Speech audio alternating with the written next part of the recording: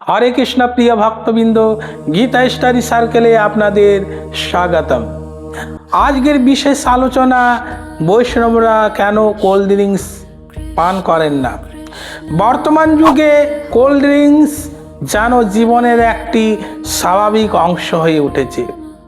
বাড়িতে অতিথি এলে প্রথমেই আমরা কোল্ড ড্রিঙ্কস, বিয়ের অনুষ্ঠানে কোল্ড ড্রিঙ্কস, বাজারে গেলে কোল্ড ড্রিঙ্কস এবং গরমে তৃষ্ণা পেলেও আমরা কোল্ড ড্রিঙ্কসের দিকে ঝুঁকে পড়ি।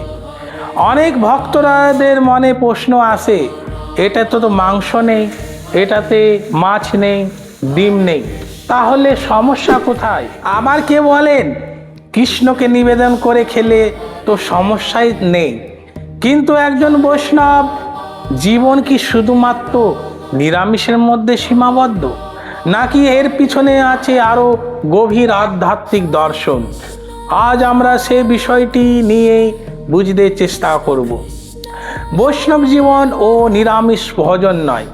অনেক মানুষ মনে করেন বৈষ্ণব মানেই নিরামিষ ভোজী, কিন্তু প্রকৃতপক্ষে বৈষ্ণব তার জীবন থেকে অনেক বড় আমাদের শিক্ষা দেয়। একজন বৈষ্ণবের লক্ষ্য কেবল পেট ভরানো নয়, তার লক্ষ্য শ্রীকৃষ্ণকে সন্তুষ্ট করা। আর যে খাদ্য জিহ্বার ভোগ বিলাস বেড়ায় সেটি ভক্তের পক্ষে অনুকূল নয়। শ্রীল রূপ গোস্বামী পাদ বলছেন, অনুকূল্যেন কৃষ্ণ অনুশীলনম, অর্থাৎ যে কৃষ্ণ ভক্তির অনুকূল সেটি গ্রহণ করতে হবে। কোল্ড ড্রিঙ্কসের প্রতি এত কেন আকর্ষণ? একটু লক্ষ্য করে দেখুন, মানুষ কি তৃষ্ণা মেটাবার জন্যে কি কোল্ড ড্রিঙ্কস পান করেন, নাকি স্বাদের জন্য? যে সত্যি তৃষ্ণা মেটাবার উদ্দেশ্যে হতো তাহলে জলেই যথেষ্ট ছিল, কিন্তু মানুষের অতিরিক্ত মিষ্টি, ঝাঁঝালো, উত্তেজিত আহারের দিকে আকৃষ্ট হয়। এর মানেই জিহ্বার লালসা। শাস্ত্রে বলা হয়েছে, যে ব্যক্তি জিহ্বাকে জয় করতে পারে না তার পক্ষে মনকেও জয় করা কঠিন। ভক্তির পক্ষে জিহ্বা একটি নিয়ন্ত্রিত, কারণ এটি অনেক গুরুত্বপূর্ণ। শ্রীল প্রভুপাদ আমাদের বারবার শিক্ষা দিয়েছেন, সিম্পল লিভিং, হাই থিঙ্কিং, অর্থাৎ সরল জীবন আর উচ্চ চিন্তা। ভোগবিলাসের সংস্কৃতি কখনো মানুষকে কৃষ্ণের কাছে নিয়ে যায় না। আজকের বিশ্বে কোল্ড ড্রিঙ্কস একটি পানীয় নয়, এটি একটি ভোগবাদী সংস্কৃতির প্রতীক। বিজ্ঞাপন আমাদের শেখায়, এটি পান করলেই তুমি আধুনিক, আর এটি পান করলেই তুমি আনন্দিত। কিন্তু বৈষ্ণব জানেন, আনন্দ কোনো বোতলের মধ্যে নেই। প্রকৃত আনন্দ রয়েছে কৃষ্ণর স্মরণে। আর স্বাস্থ্যগত দিক থেকেও সতর্ক থাকা উচিত। বৈষ্ণবেরা শরীরকে ভোগের যন্ত্র মনে করেন না, তারা শরীরকে ভগবানের সেবার উপকরণ হিসেবে দেখে। অতিরিক্ত কোল্ড ড্রিঙ্কসে থাকে যেমন অতিরিক্ত চিনি, কৃত্রিম রং, রাসায়নিক সংযোজন, অর্থাৎ এইগুলো শরীরের পক্ষে দীর্ঘমেয়াদে ক্ষতিকর হতে পারে। যখন শরীর অসুস্থ হয় তখন আমাদের মন, জপ, সেবা, স্বাস্থ্য অধ্যয়নও ব্যাহত হবে। তাই একজন ভক্ত তিনি সুস্বাদু কিনা তা দেখেন না, তিনি দেখেন এটি কি কৃষ্ণ সেবার জন্য উপযুক্ত।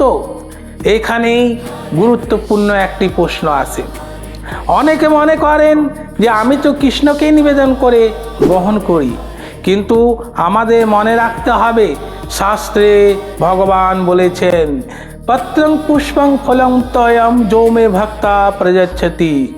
ভগবানকে যদি জল, পত্র এবং ফল, পুষ্প দিলেই ভগবান সেটাই সন্তুষ্ট হয়। আর শাস্ত্রে কৃষ্ণ ফল, মূল, জল, শস্য, দুগ্ধজাত খাদ্যের কথা বলেছেন। প্রাকৃতিক ও সাত্ত্বিক খাদ্য ভক্তির পক্ষে সবচেয়ে অনুকূল। তাই আচার্যগণ সবসময় আমাদের বোঝায় যে প্রাকৃতিক শুদ্ধ খাদ্যের মধ্যে জোর দেন। একজন ভক্তের প্রকৃত পরিচয়। একজন ভক্তকে চেনা যায় না তিনি কি পোশাক গ্রহণ করেছেন, তাকে চেনা যায় না কত বড় বক্তা এবং কি দেখে, বরং চেনা যায় তিনি নিজের ইন্দ্রিয়গুলো কতটা নিয়ন্ত্রিত করতে পেরেছে। যদি একটা ঠান্ডা পানীয় ছাড়াই আমাদের চলতে পারে না, তাহলে আমাকে নিজেকে প্রশ্ন করতে হবে, আমি কি কৃষ্ণের দাস নাকি জিহ্বার দাস? এই আত্মসমীক্ষায় ভক্তি জীবনে একটি গুরুত্বপূর্ণ অংশ। যদি আমরা সত্যি স্বাস্থ্যকর ও ভক্তিসুলভ বিকল্প বাঁচতে চাই, তাহলে রয়েছে ডাবের জল, ফলের রস, লেবুর শরবত, লস্যি, ঘোল ও পঞ্চামৃত, কৃষ্ণকে নিবেদিত ফল ভিত্তিক পানীয়। এইগুলি স্বাস্থ্যকর নয় শুধু, বরং এগুলো প্রাকৃতিক ও সাত্ত্বিক ও ভগবানের কৃপা আশীর্বাদ। তাই প্রিয় ভক্তবৃন্দ, আজকের আলোচনা শুধু কাউকে সমালোচনা করার তা নয়, বরং এটি গুরুত্বপূর্ণ বৈষ্ণব নীতিকে স্মরণ করিয়ে দেয়।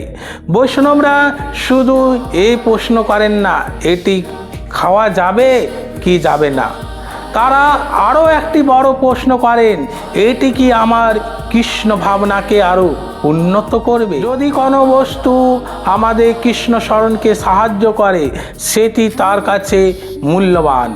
আর যদি কোনো বস্তু কেবল জিহ্বার তৃপ্তি বাড়ায়, তাহলে একজন সচেতন ভক্ত সর্বদাই সেটা বর্জন করে। তাই বৈষ্ণবরা কোল্ড ড্রিঙ্কস খান না কেন? কারণ তারা শুধু স্বাদ খোঁজেন না, তারা কৃষ্ণকে খোঁজে।